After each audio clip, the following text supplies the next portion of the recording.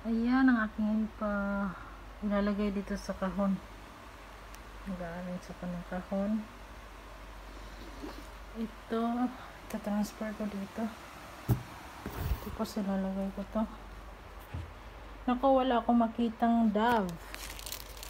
Yung mga sabon, meron pa doon sa box na malaki. Ito, may shampoo na Dove. Elvive, may shampoo. Oh, yan. Lotion na Nivea. Ito yung mga pa-sea cargo ko. May konting chocolates. Yan. Ito, pabango. Meron pang pabango na. Ito yung mga pambata. Ito ko anong itong laman dito. Cute. Ito lang muna yung sa sea cargo. Kasi kailangan ko nang ipadala ito.